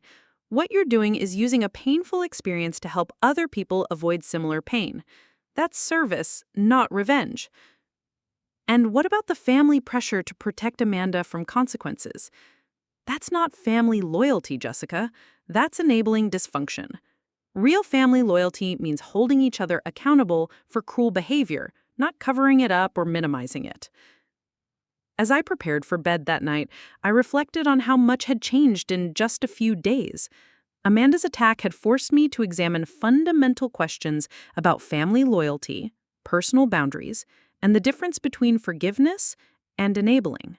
It had also revealed the strength and value of the military community we'd built over years of service and sacrifice. Most importantly, it had clarified my priorities and strengthened my resolve to protect what mattered most: my marriage, my children, and my right to celebrate life's precious moments without fear of attack from people who were supposed to love me. Amanda had tried to steal my joy and turned my pregnancy announcement into public entertainment. But instead, she'd given me clarity about my own worth and the kind of treatment I was willing to accept from others. The consequences she was facing weren't punishment I'd imposed, but natural results of choices she'd made freely and documented publicly. Her attempts to escape those consequences by recruiting family members to pressure me into lying for her only demonstrated that she still didn't understand the fundamental lesson that actions have consequences, especially when those actions are cruel, public, and targeted at people who deserve protection rather than attack. Tomorrow would bring new challenges, and probably new attempts from family members to convince me that protecting Amanda from accountability was more important than maintaining my own boundaries. But tonight, lying next to my husband in our military housing unit, feeling our baby move inside me while our son slept safely down the hall, I felt a deep sense of peace about the choices I'd made and the family I was protecting. Military Pregnancy Story, Part 4, Final. 6 months later, I stood in the nursery Dan had painted a soft lavender color. Folding tiny clothes and arranging them in the dresser, he'd assembled with military precision. The April morning light filtered through the curtains we'd chosen together, casting gentle shadows across the crib where our daughter would sleep in just a few weeks. The peaceful domesticity of preparing for new life felt like a quiet victory, a testament to how completely our lives had transformed since Amanda's attack had forced us to reevaluate everything we thought we knew about family, loyalty, and protection. The military community's response to our situation had evolved far beyond anything I could have anticipated. What began as spontaneous support from Fort Carson families had grown into a nationwide network of military spouses sharing resources, offering encouragement, and advocating for better understanding of the unique challenges military families face. Dr. Martinez's advocacy organization had received unprecedented interest in their fertility support programs, and I'd participated in 3 virtual panel discussions that reached thousands of military families struggling with reproductive challenges. Tyler appeared in the nursery doorway, still in his school clothes, backpack slung over one shoulder. At 9 years old now, he'd grown taller and more thoughtful, his understanding of adult complexities deepened by watching his parents navigate crisis with integrity and purpose. "Mom, Mrs. Henderson wants to know if you need help with anything before the baby comes. She said military spouses always help each other during birth time." "That's very thoughtful of her," I replied, smoothing a receiving blanket before placing it in the dresser drawer. "Tell her thank you, and that we'll let her know if we need anything." "She also said to tell you that Amanda called her house again yesterday, asking for our new phone number." Tyler's expression remained neutral, but I caught the slight tension that always appeared when Amanda's name came up in conversation. Mrs. Henderson didn't give it to her. We'd changed our phone number 3 months ago, after Amanda's attempts to contact us had escalated to hourly calls and increasingly desperate voicemails. The decision hadn't been made lightly, but Amanda's refusal to respect boundaries or accept accountability had made it necessary for our family's peace and safety. "Thank you for letting me know," I said, sitting down in the rocking chair Dan had refinished for the nursery. "How do you feel about Aunt Amanda still trying to contact us?" Tyler considered the question with the careful thoughtfulness he'd developed over the past months. "I think she's still trying to make her problems everyone else's responsibility instead of learning from her mistakes. Like when kids at school get in trouble and then blame other kids instead of admitting they did something wrong." His insight struck me with its clarity and accuracy. Amanda's behavior over the past 6 months had followed exactly the pattern Tyler described: denial, blame shifting, attempts to recruit others to pressure us into forgiveness without accountability, and escalating desperation as those tactics failed to produce the results she wanted. Dan arrived home from the base earlier than usual, his presence filling the nursery with calm authority as he surveyed our progress in preparing for the baby's arrival. His promotion to major had been announced last month, a recognition of his leadership during a challenging period that had tested both his professional capabilities and his family's resilience. The military community's respect for how we'd handled Amanda's attack had actually enhanced his career prospects rather than complicating them. "Any interesting developments today?" he asked, settling his hand on my shoulder as he looked at the organized nursery with satisfaction. "Amanda's still trying to contact us through the neighbors. Kevin left another message with Mom asking if we'd consider mediation through the family readiness group. And Dr. Martinez wants me to speak at the National Military Family Conference next year." Dan processed this information with his characteristic systematic approach. "Kevin's still with her, then?" "Apparently. Though according to Mom's last update, their relationship is strained.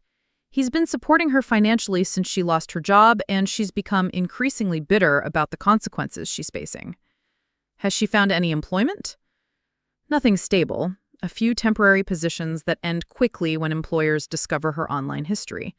She's apparently convinced that I could fix everything by posting some kind of public reconciliation, but she still refuses to take genuine responsibility for her initial attack."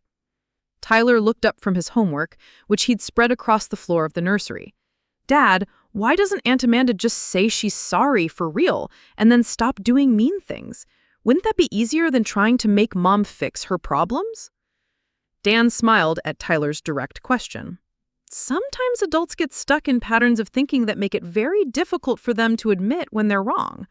Aunt Amanda has spent her whole life having other people solve her problems, so she doesn't know how to take responsibility and rebuild on her own."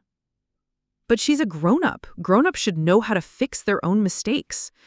"You'd think so," I agreed, feeling a familiar mixture of sadness and relief about Amanda's continued refusal to genuinely account for her behavior. But some people never learn those skills even as adults. That evening, after Tyler was asleep and Dan was reviewing files for the next day's training exercises, I received an unexpected phone call from Kevin.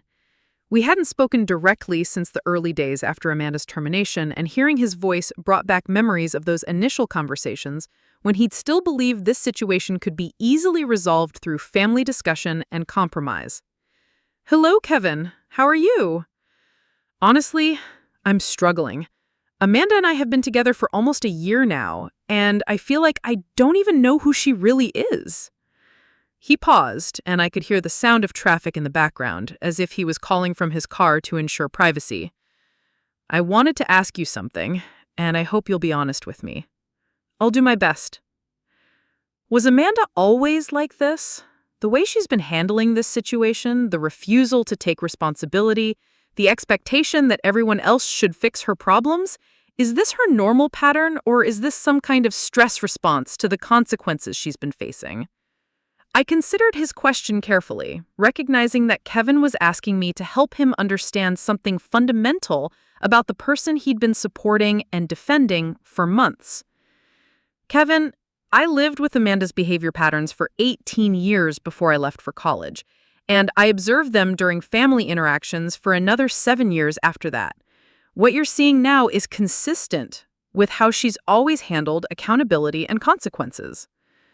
But she seems so different when it's just the two of us. She can be loving and thoughtful and genuinely caring. I don't doubt that. Amanda isn't uniformly cruel or incapable of kindness, but when she faces criticism or consequences for poor choices, she defaults to patterns of behavior that prioritize her comfort over other people's well-being. Kevin was quiet for several moments.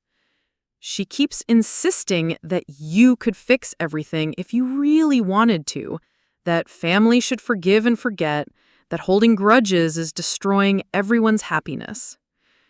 Kevin, I need to ask you something directly.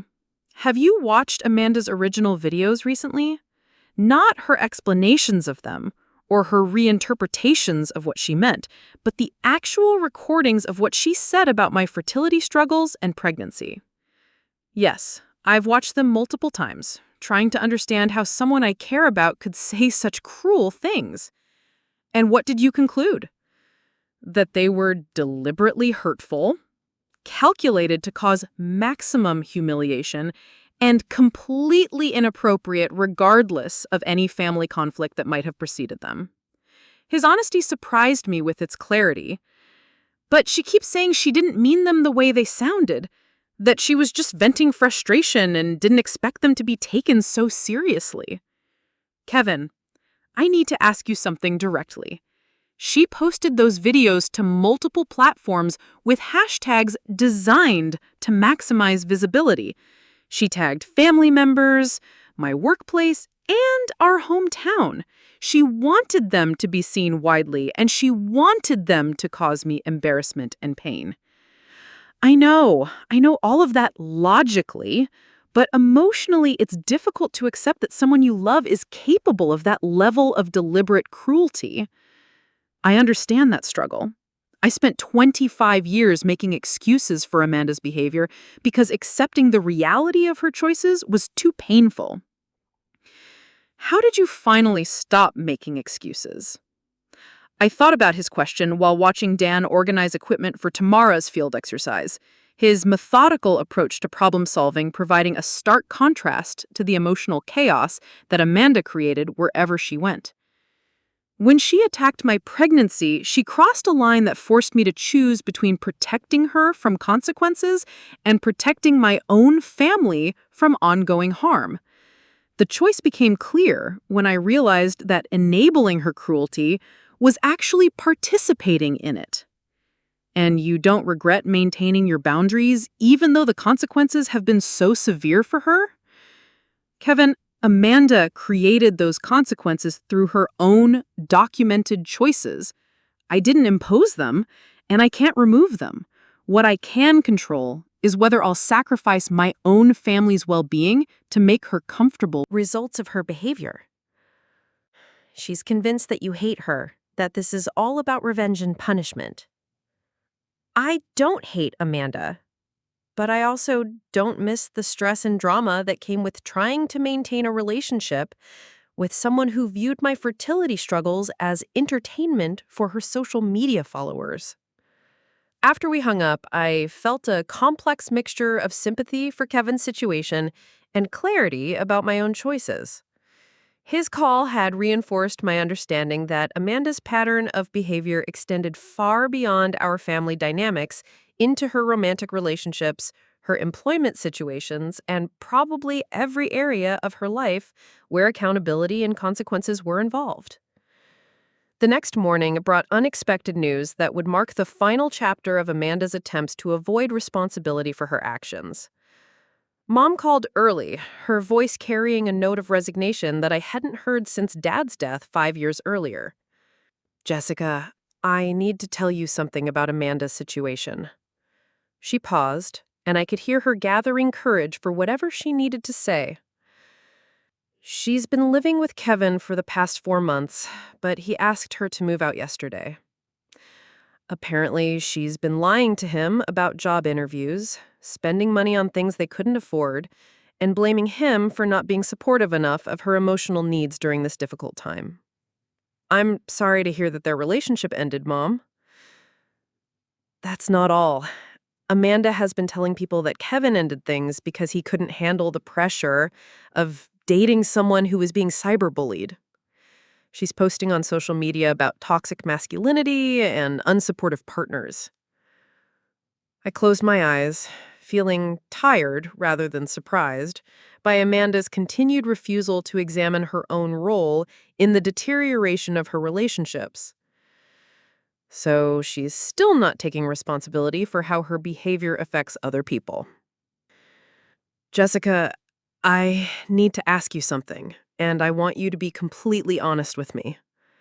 Mom's voice carried a weight I hadn't heard before, as if she was preparing to confront something she'd been avoiding for a long time. Is Amanda's current situation really the result of one video that got blown out of proportion? Or is this part of a larger pattern that I've been enabling for years? The question represented a fundamental shift in Mom's understanding of our family dynamics, and I recognized it as an opportunity for genuine conversation, rather than the usual pressure to minimize Amanda's behavior and maintain artificial family peace. Mom, Amanda's videos weren't posted during a moment of poor judgment. They represented a deliberate choice to publicly mock my fertility struggles for entertainment. The response she received was proportional to the cruelty she documented.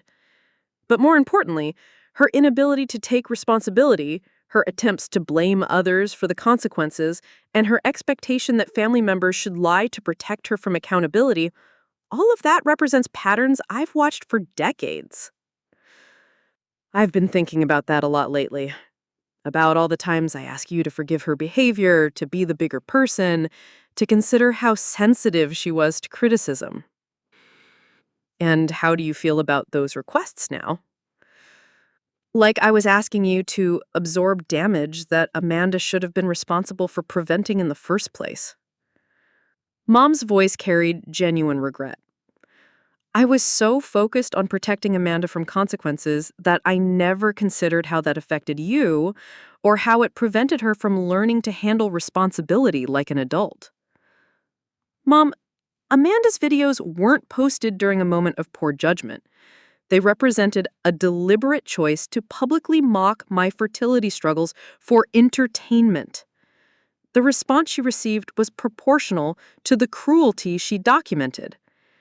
But more importantly, her inability to take responsibility, her attempts to blame others for the consequences, and her expectation that family members should lie to protect her from accountability, all of that represents patterns I've watched for decades. I've been thinking about that a lot lately, about all the times I asked you to forgive her behavior, to be the bigger person, to consider how sensitive she was to criticism. And how do you feel about those requests now? Like I was asking you to absorb damage that Amanda should have been responsible for preventing in the first place. Mom's voice carried genuine regret. I was so focused on protecting Amanda from consequences that I never considered how that affected you or how it prevented her from learning to handle responsibility like an adult. Mom, recognizing those patterns doesn't mean you're a bad parent or that you failed Amanda. It means you're willing to see the situation clearly and consider whether different approaches might be more helpful going forward. Amanda wants to move back home while she figures out her next steps. She's been calling multiple times a day, saying she has nowhere else to go, that families should support each other during difficult times. And what are you thinking about that request? I'm thinking that letting her move home might just be another way of protecting her from the natural consequences of her choices. But I'm also thinking that my 50-year-old daughter shouldn't have nowhere to go because she's alienated everyone in her life through her own behavior. Those are both valid concerns, Mom. But only one of them is actually your responsibility to solve. You think I should say no? I think you should make whatever decision feels right for your own well-being and peace of mind, without worrying about whether Amanda will be comfortable with your choice. That conversation marked a turning point in our family dynamics that extended far beyond my relationship with Amanda. For the first time in my adult life, Mom was examining the enabling patterns that had shaped our family culture for decades, recognizing how her attempts to protect Amanda from consequences had actually prevented her from developing the skills necessary for healthy adult relationships. 3 weeks later, I went into labor with our daughter, Emma Rose Thompson. Dan was present for the birth, taking leave from his duties to support me through delivery and recovery. Tyler spent the night with the Henderson family, who treated him like their own grandson and made sure he felt included in our joy rather than displaced by the new baby. Emma arrived healthy and perfect, with Dan's dark hair and what the nurses assured me were my eyes, though all newborns look remarkably similar in those first hours of life. Holding her for the first time, feeling her tiny weight against my chest, I experienced the overwhelming gratitude that comes from successful pregnancy after years of struggle and loss. The military community's response to Emma's birth was immediate and generous. Meals appeared on our doorstep for weeks, delivered by military spouses who understood the practical needs of families with newborns. Gifts arrived from military families across the country, people who'd followed our story and wanted to celebrate this victory after Amanda's attack on our fertility journey. Amanda herself was notably absent from any celebration or acknowledgement of Emma's birth. According to Mom, she'd moved back home but was struggling with depression and resentment about her situation. She'd apparently convinced herself that our refusal to help her escape consequences had ruined her life, rather than recognizing that her own documented choices had created her current situation. Circumstances. Tyler proved to be an exceptional big brother, approaching his new responsibilities with the same dedication he brought to his schoolwork and piano practice. He helped with diaper changes, sang songs to Emma when she was fussy, and proudly introduced her to neighbors and friends as my baby sister. Watching him embrace his role as protective older brother reinforced my understanding that children learn more from observing how adults handle conflict than from any direct instruction we provide. 2 months after Emma's birth, I received a final communication from Amanda through Mom, who called to relay a message she'd been asked to deliver. Amanda wants you to know that she's getting professional help for her depression and working on taking responsibility for her mistakes, Mom reported, her voice careful and neutral. She asked me to tell you that she understands why you made the choices you did and that she hopes someday there might be room for her in your family again. How do you feel about delivering that message, Mom? Relieved that she's finally getting professional help, cautious about whether this represents genuine change or another attempt to manipulate the situation, and proud of you for maintaining your boundaries even when it was difficult. And what did you tell Amanda about the possibility of future relationship? I told her that earning back trust requires consistent changed behavior over time, not just acknowledgement of past mistakes. I told her that you have a family to protect and a life to live, and that any future relationship would depend entirely on whether she could demonstrate genuine growth and respect for your boundaries. That sounds like a very healthy response, Mom. I'm learning that protecting people from consequences isn't actually loving or helpful. It's just enabling. 6 months later, as I write this account, Amanda remains in therapy and has found steady employment at a dental office in a different city where her online history is less likely to be discovered by patients or colleagues. According to Mom's occasional updates, she's living independently, maintaining stable employment, and working on developing healthier relationship patterns. We haven't had direct contact, and I haven't made any effort to reconcile or rebuild our relationship. The trust that Amanda destroyed through her attack on my pregnancy cannot be restored through therapy appointments or employment stability alone. It would require sustained demonstration of genuine change, respect for boundaries, and acknowledgement that our family's well-being takes priority over her comfort or convenience. Tyler, now 10 years old, occasionally asks about Aunt Amanda and whether she might visit someday. I tell him honestly that people can change and grow, but that changes need to be proven through actions over time, not just promised through words.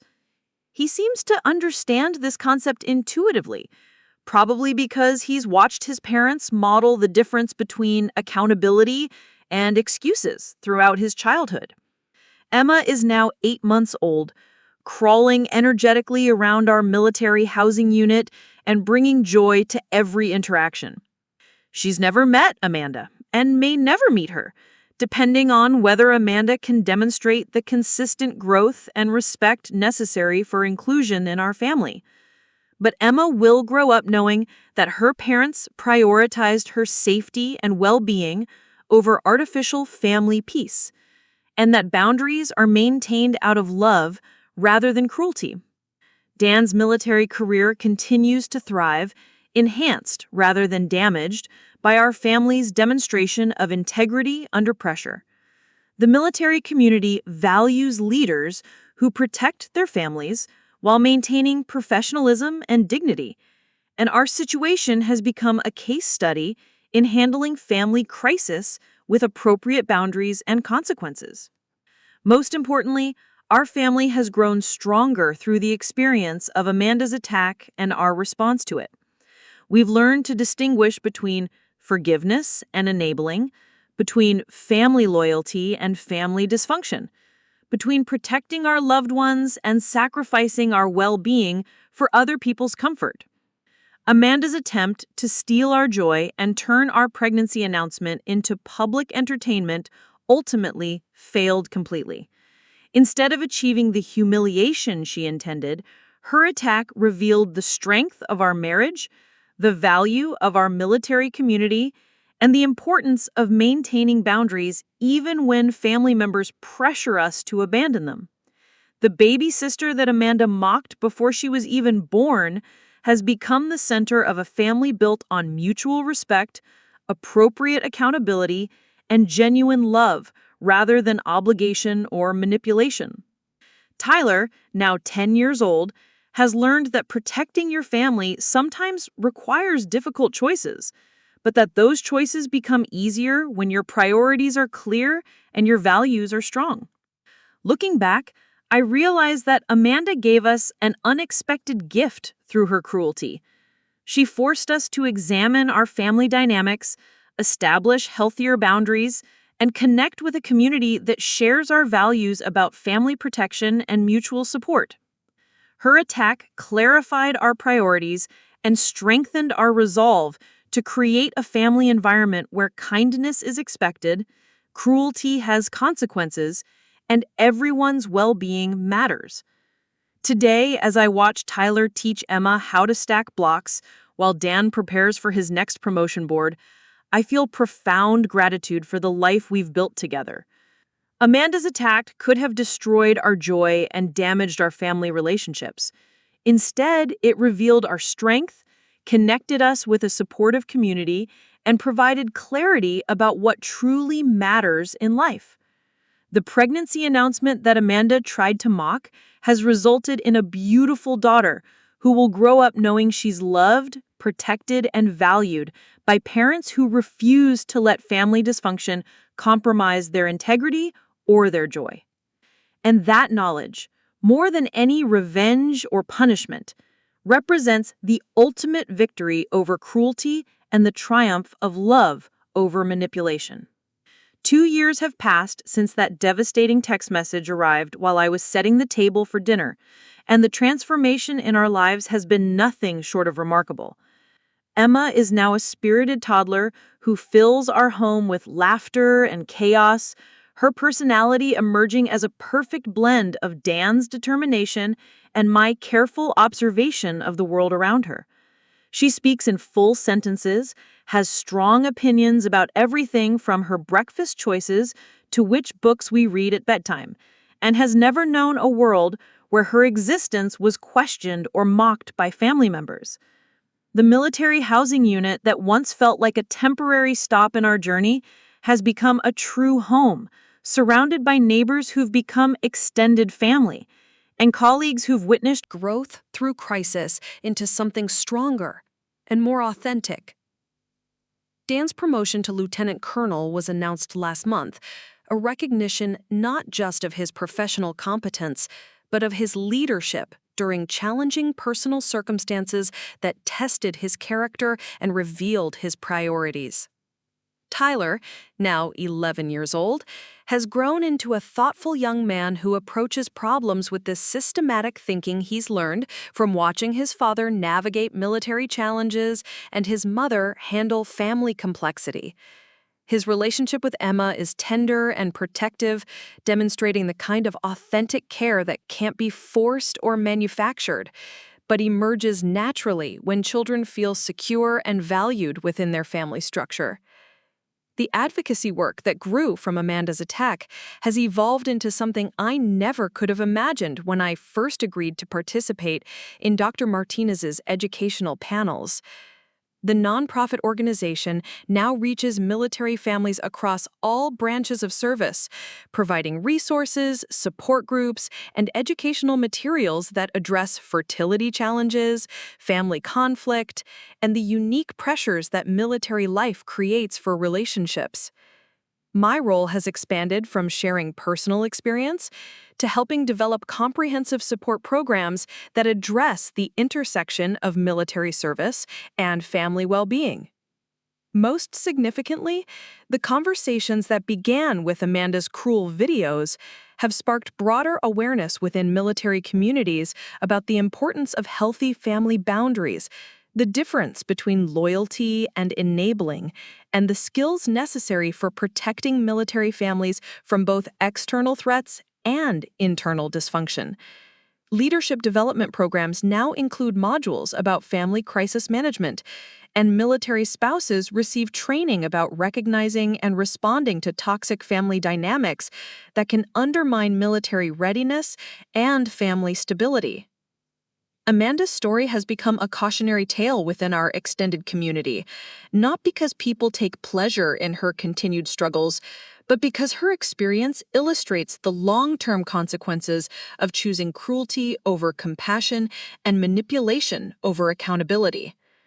According to Mom's occasional updates, Amanda has maintained steady employment for over a year now and continues with therapy, but she remains geographically and emotionally distant from our family by her own choice as much as ours.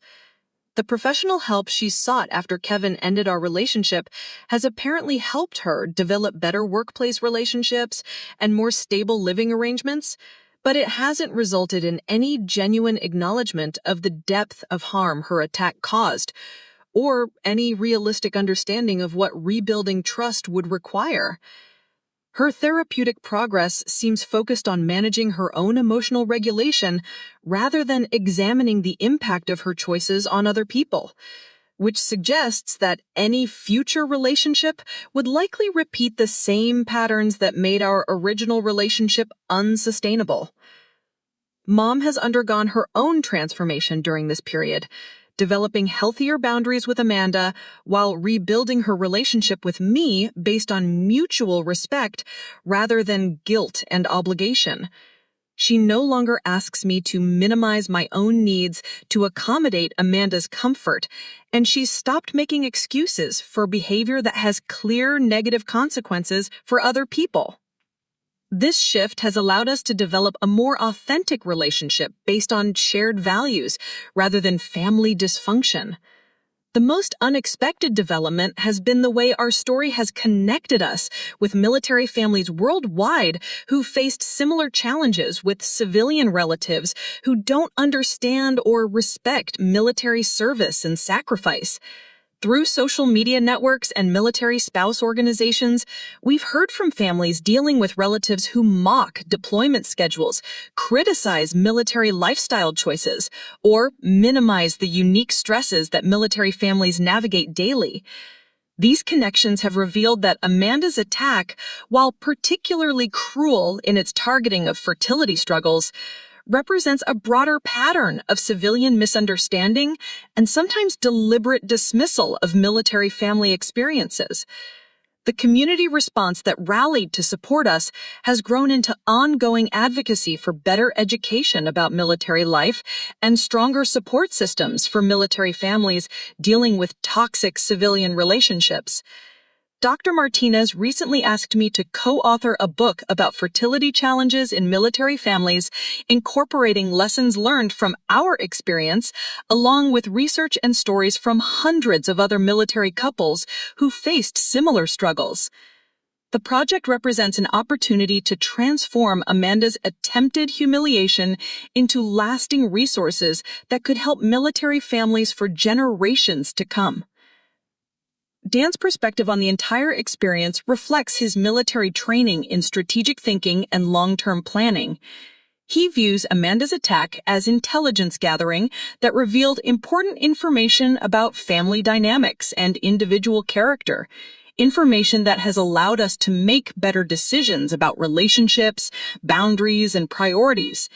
From his perspective, Amanda's cruelty provided valuable data about who could be trusted with important information and who required careful boundaries to prevent future harm.